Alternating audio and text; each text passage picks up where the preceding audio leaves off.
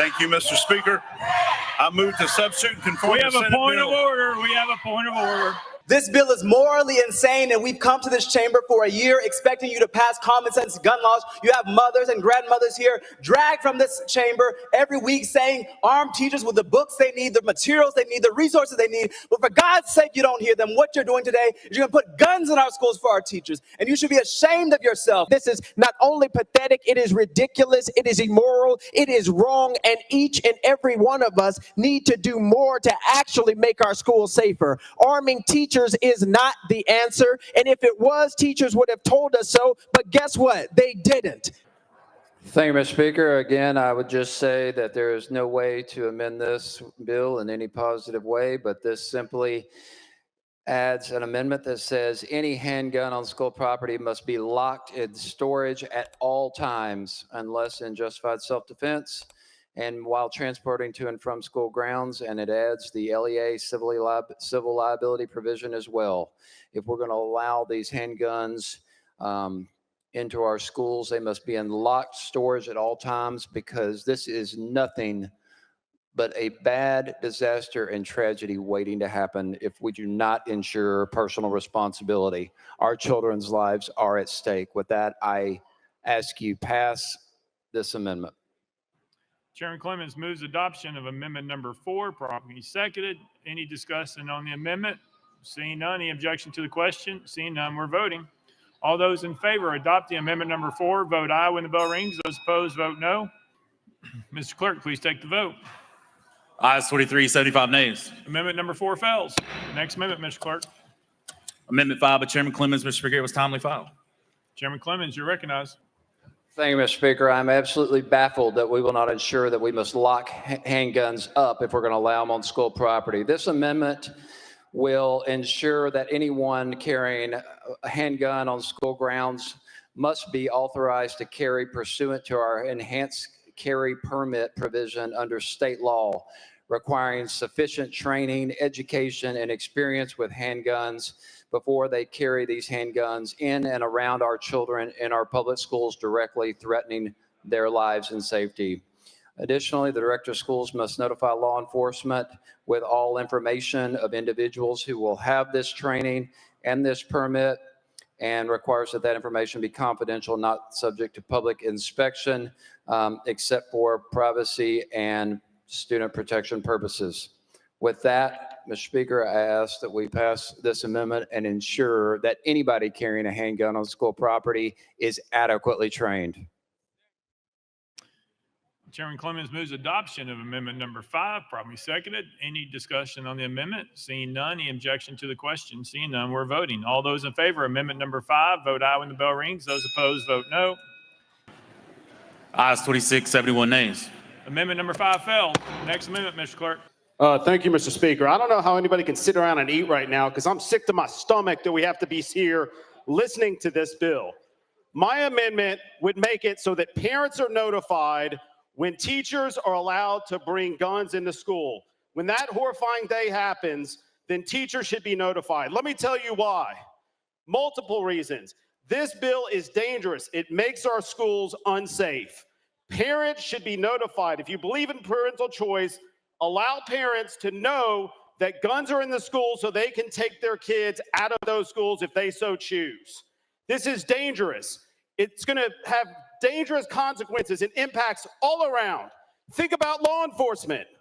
How is law enforcement going to feel safe going into a school knowing there are guns? It's going to delay responses. It is going to put law enforcement in danger. How are people going to know who is the assailant and who is a teacher with a gun? This is dangerous. Let parents choose. I move adoption. Chairman Powell moves adoption of amendment number 6. Proper motion, probably seconded. Any discussion? Seeing none, we're voting. All those in favor of adopting amendment number 6, vote aye when the bell rings. Those opposed, vote no. Ayes 23, 74 nays. Amendment number 6 fails. Next amendment, Mr. Clerk. Thank you, Mr. Speaker. This amendment is to exclude the largest county in the state, Shelby County, from this bill. We, as everyone knows here, we have a crime problem. After the guns in cars bill was passed, we've had a proliferation of gun theft from our cars, and we have a lot of illegal stolen weapons out in the streets and in the schools. Adding more guns for our teachers will simply increase the proliferation of guns in our schools and will simply make it a lot more dangerous in each school in Shelby County. And I ask you to exclude us from this bill. Thank you. Representative Thompson moves to adopt amendment number 2. Proper motion, properly seconded. Any discussion on the amendment? Seeing none. Any objection to the question? Seeing none, we're voting. All those in favor of adopting amendment number 7, vote aye when the bell rings. Those opposed, vote no. Ayes 24, 73 nays. Amendment 7 fails. Next amendment, Mr. Clerk. Yeah, thank you, Mr. Speaker. This is exempt out Davidson County. I think we've seen in the last week what teachers with guns at a daycare actually do, and that happens to be about a mile from my home where that daycare is located. But first and foremost, I want to take my time. If there's any Covenant parents in the gallery today, I want to apologize to you right now. I am so sorry that you're having to sit here and listen to this. We've done nothing for you. We've lied to you. They've said they're going to do something. Representative Mitchell, you're on your amendment, please. No, you're not. On your amendment. Stay on your amendment, please. His mic's not on. We have done nothing for you whatsoever. I don't need a mic. We've done nothing for you whatsoever. It makes it embarrassing as a legislator. Hey, Representative Mitchell moves adoption of amendment number 10. It's proper motion, properly seconded. Any objection to the question? Seeing none, we're voting. All those in favor of adopting amendment number 10, vote aye when the bell rings. Those opposed, vote no. As every member voted, does any member wish to change their vote? Ayes 23, 72 nays. Amendment number 10 fails. Next amendment, Mr. Clerk. I believe that the clerk and my colleagues do not want the amendment read because this amendment is to rename this bill the Refusal to Protect Kids in Schools Act, because that's exactly what you all are doing.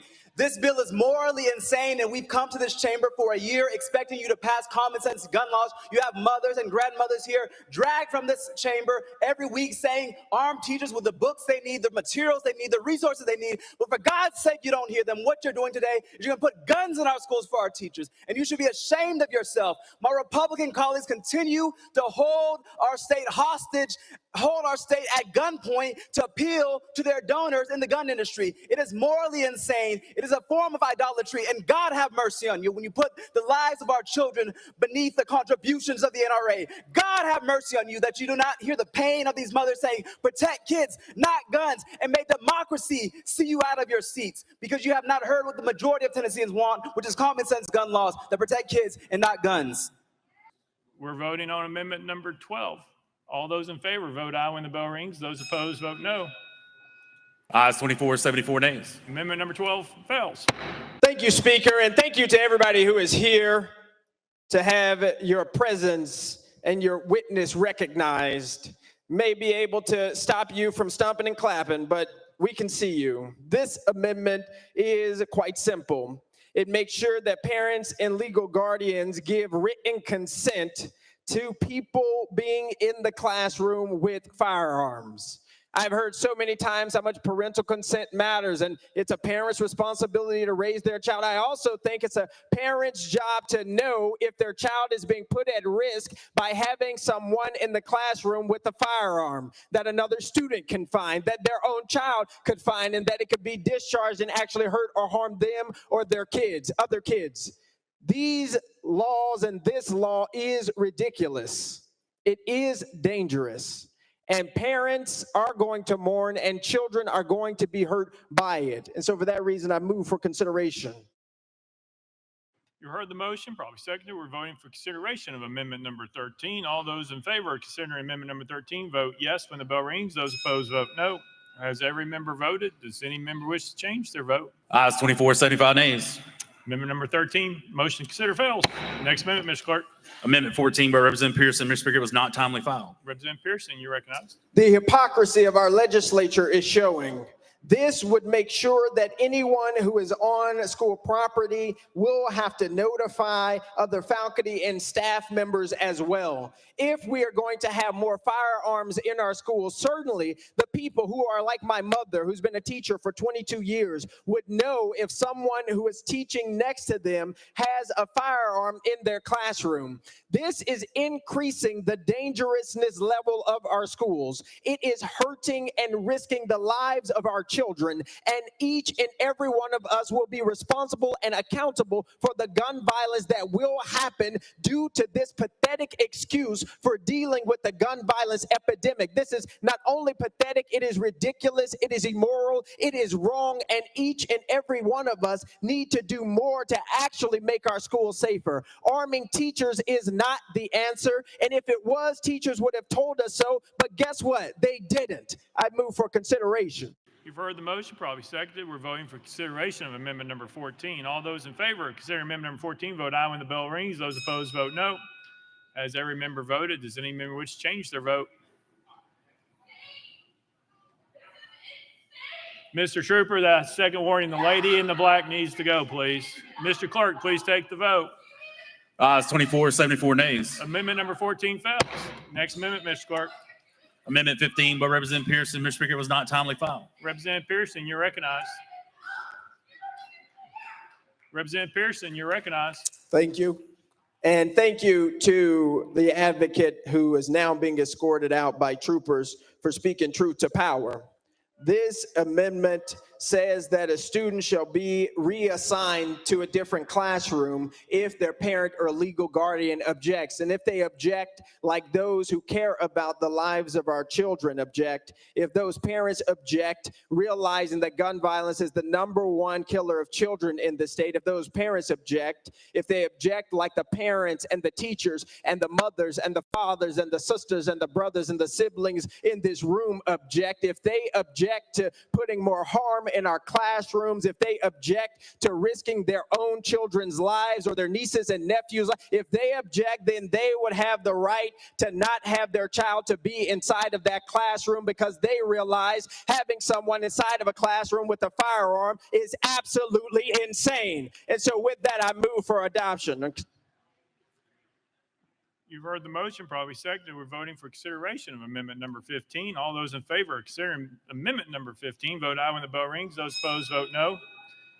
Ayes 24, 75 nays. Amendment number 15 fails. We have a parliamentary question. Thank you, Speaker. And I'm offering this amendment because I believe that this legislation is one of the most heinous and dangerous pieces of legislation I've ever seen. This would take away Section 2, letter H, that says an LEA will be immune from claims for monetary damages that arise solely from or related to a faculty member's use of their handgun. I believe that the culpability should be on not just the LEA, but the state for the people who die when these handguns are being used. If people who are law enforcement officers only hit 18% of times, I wonder how often the people who use these handguns are going to accidentally strike our children or other individuals or other staff members. And so the culpability needs to be on the state, needs to be on the LEA for doing something despicable and dangerous as this legislation. With that, I move for consideration. All those in favor of considering amendment number 16, vote aye when the bell rings. Those opposed, vote no. Has every member voted? Does any member wish to change their vote? Ayes 24, 74 nays. In accordance with Rule 6B, having failed to receive necessary 2/3 of the motion, consider amendment number 16 fails. This kind of legislation is not new to Tennessee. In fact, in 2016, this body passed gave K-12 schools in distressed counties the ability to carry guns, teachers and faculty to be able to carry concealed weapons in their schools and have done for the last 7 years without any incident. In fact, those standards from our distressed counties across the state, those standards for that faculty or staff member to carry have a much lower threshold than the current tenets of this bill that's before you today. This is not new, though, in the nation. There are 32 other states that have similar laws, both red and blue and purple, all across the United States. And those states have also done, like we have in the past, allowed teachers under circumstances and faculty members under circumstances, certain circumstances, the ability to carry a concealed firearm. There are some prohibitions about after-school activities, so they can't do that there. This is just on campuses. But as a parent of a public school kid, my kids are grown now. One of the biggest questions that people ask me all the time, they ask you, I'm certain, have you done everything you can possibly do to make our schools safe across the state? I believe that this is a method by which we can do that, because what you're doing is you're creating a deterrent. Across our state, we have had challenges as it relates to shootings all across the state.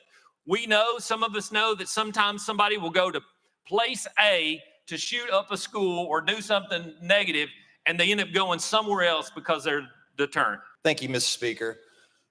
As a parent of 2 school-age children, as a victim of school violence, school shooting, I can't with good conscience support this. I feel like it could do much more harm than good, and it just doesn't make common sense. And I'm not alone. Vanderbilt University Child Health Poll polled 1,000 parents this past year. 49% of them were actually firearm owners. And this was the lowest rated thing. Do your study says, do you feel like your schools are safer if the teachers were armed? Only 37% felt that. So parents aren't asking for that. Also, this is really an unfunded mandate.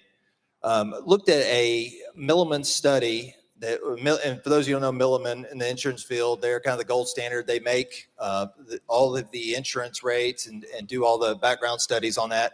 And they showed and looked at all the other legislation passed in other states, polled the schools, and showed that this, poses significant risk and liability for school systems. From talking to my own school system, they're going to have to put back lots of money to pay for this, for their insurance. In fact, this study showed that between $1,500 and $2,500 was the premium per individual that would choose to bring a gun to school. And then lastly, in some communities such as Kansas, they weren't even allowed to fund this, to even cover these people, even though the legislation passed. And lastly, I think in a real world example, I had a high school football coach who ended up going to another school. He got attacked by one of his own students, senselessly beaten to a pulp. And I think about what would happen. Think about the liability if a student would attack this principal or this teacher, and they were, just beaten unconscious, and that teacher had a gun, and that student was enraged. What happened? I go back to my own situation, my school shooting. 7th grade teacher, another student brought a gun to school and shot a student. What are we doing? Pitting that teacher against shooting a 13-year-old in a very, very awful situation? Overall, I just don't feel like this is going to do good, and I can't support it. Let's talk about the liability point. Since, we hear it's permissive. So if it's permissive, this teacher is going to decide to take on this liability under federal law. Liability under federal law, schools and teachers could be liable for money damages if an unauthorized person, say another student, gets a hold of a teacher's gun and accidentally or intentionally fires it. Schools and teachers could be liable for money damages if a teacher accidentally fires a weapon. So, let's be realistic. We talked about Parkland. There was a school safety officer there that day. He had a handgun up against a assault rifle, didn't engage. Uvalde, I talked to the state senator at Uvalde. He sued and got all the body cam footage. He said the first 45 minutes of it, he said, I got to hear a lot of police officers talking about, hey, we can't go in there. They got an AR. We can't go in there. What are we going to do? They got an AR. You know, so what we're going to do here, we're going to give somebody a little pop gun to go up against a weapon of war. Does not work, folks. Does not work in any situation. And even if it did, let's say they get in a gun battle. Well, the last national health study on police officers in active fire situation, police officers train more than these few hours we're going to have these teachers trained in an active fire situation. A trained police officer is only 18% accurate in that situation. So how much collateral damage can you accept? I can't accept any children being blown away in a classroom, especially, by their teacher that shouldn't have a gun in there in the first place. So then, the police get there. No, the police don't get there. The tactical team gets there and they go in. Anyone with a gun in their hand, when that tactical team goes in, they're going down. I can assure you, they're not going to ask questions. Are you a teacher? Or are you whatever? They're going to get shot. That teacher's going to die. Bottom line. So I hope you're fine with that. If you're fine with the liability, you're fine with the collateral damage of more children getting killed, and then you're fine with a teacher being mowed down by a SWAT team, those are the three situations that you'll be voting for on this. I think my learned colleague from Knox County said it best. The teacher who wants a gun in a classroom is exactly the one I don't want to have a gun in the classroom. That is exactly who we don't want having a gun. We don't need Wyatt Earp, who's teaching study hall with a gun. We don't need it. This is, again, I can't even believe this is the first major piece of gun legislation that we've addressed since the Covenant tragedy. Just think about that. This is what we're going to do. This is our reaction to teachers and children being murdered in a school. Our reaction is to throw more guns at it. What's wrong with us? I mean, other states have reacted and done things. We're going in the total opposite direction, the worst direction we possibly could go. We're going to throw more guns at the situation. That is not going to solve the problem. It's going to create more death. And I'm not fine with that. And when you push one of these buttons today, you think about that too. And next time it comes up on the screen, there's another. That's it. Chairman Williams. I don't think he asked me a question. My question is this: if teachers are not to carry the guns in auditoriums at a school-sponsored event during the school day, where are the guns being stored? Chairman Williams. Thank you, Representative, for the question. In this instance, let's say, for your example, that there was a pep rally because football team had a football game. That individual would not be allowed to go to that pep rally. The other faculty and staff would be there because they have it concealed on them. They wouldn't be able to participate in that pep rally. Representative Love. So my concern is this: public school graduate, Whites Creek High School, all the teachers came to the pep rally. All the faculty came because the student-to-teacher ratio would not allow them all some to be there, some to stay in the classroom. My concern is this, that if you're holding some teachers back, then in that process, who decides who is bringing their handgun to school that day? Let's say you have 100% of the teachers say, I want to be the one carrying the handgun. Then who stays in the classroom and who goes to the pep rally at that moment? Chairman Williams. Thank you, Mr. Speaker. First of all, even with the lower standard of what's necessary on higher education campus, to give you an idea, 3.13% of faculty and staff members across the entire state are actually carrying on higher education campuses. Based upon the high bar here, there's a very low probability that even 0.1% would do this. So under the premise of 100% of them would do it, it's just not possible, because unfortunately, based on my other example, most wouldn't pass the psychological evaluation fitness test. But in the example you do give, I know that in my son's school or in my daughter's school, when they were there, not all the teachers went to those events.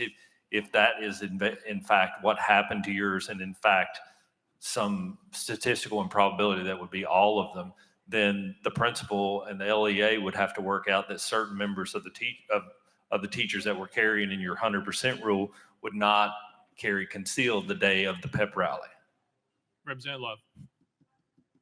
Using your example, if, let's say, a lower threshold of teachers do carry the weapons, and those are not the ones who are allowed to go to the auditorium for the pep rally or the school event, when the assailant comes into the school, if they head to the auditorium, then the purpose of the bill is defeated, because there's no one in the auditorium with a handgun to protect the students at that point, because they're the ones in the classroom.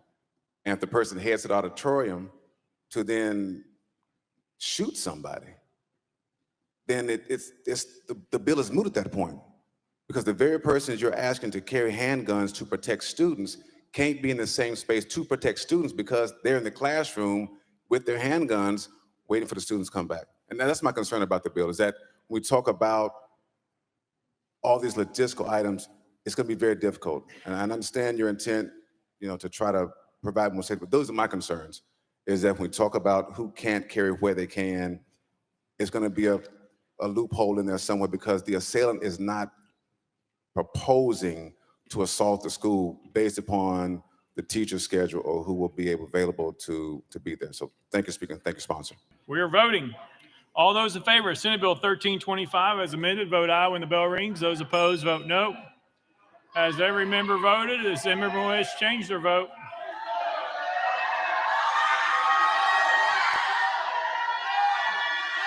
Mr. Clerk, please take the vote. Aye, 68, 28 nays, 2 present, not voting. Senate Bill 1325, having received a constitutional majority, I declare it passed without objection. The motion to reconsider is tabled.